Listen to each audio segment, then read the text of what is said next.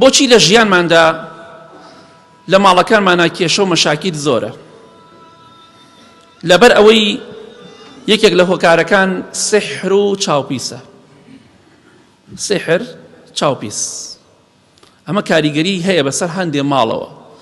بەهۆی ئەوەی کە سحریان لێکراوە بەردەوام پەنا بەخوا کێشە و مەشاکیل لە ماڵیانە زۆرە، یاخود بەهۆی چاوپیسەوە.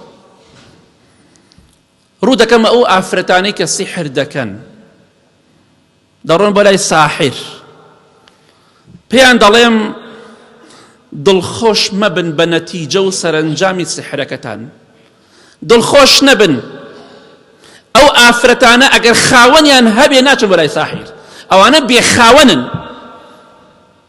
ئەگینا چۆن دەڕۆن بە لای ساحر؟ پێغەمبەری خوا صلی الله عليه وسلم دەفەرمێ لن يلج الدرجات العلى من تكهن أو تكهن له.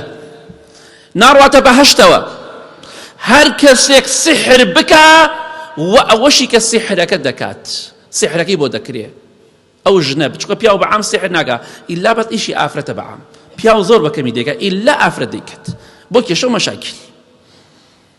بۆی پێغەمبەری خوا دەفەرمێ صلی الله عليه وسلم زۆربەیان ئەهلی دۆزەخن، ئەو کەسانی کە خراپەکارن، باشیان تایە بەهەشتیشیان تایە، بەڵام زۆربەیان حەزیان باوەڕیان بەم شتانە هەیە، ئامادەیە لەبەر ئەوەی پیاوەکەی ژنی بەسەرا نەهێنێ خۆی بێدینکە، ئامادەیە لەبەر ئەوەی پیاوەکەی خۆشی بێ ژنێکی برادری دێ بۆ لای ئەڵێ بڕۆ سحرێکی لێ بکە با بەردەوام تەحێت بۆ بکە پیاوەکەت، گوێی لێ نییە. ئیلا ئافرەتانێکی کەم نەبێ کە لەخوا دەترسن.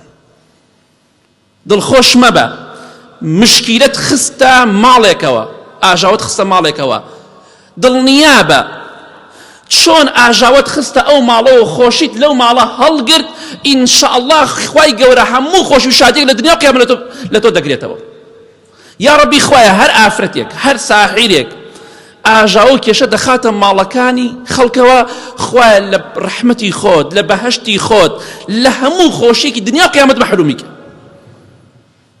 بۆیە دڵخۆش مەبە. خۆشەویستی خوا فەرمێ سازم ناچتە بەهەشتەوە، هەر بۆ خۆت پێ بکەنا بڵێ فڵان کەس و فڵان کەسم لە یەک جیا کردەوە، فڵان کەس و فڵان کەسم کردە دوژمنی یەک، دڵنیا بە خوا دوژمنی تۆیە، خوا دوژمنی تۆیە. ئەو مەظلومانە دوعات لێ دەکەن ڕۆژێکە بێ خوای گەورە چیت بەسەرا دێنێ.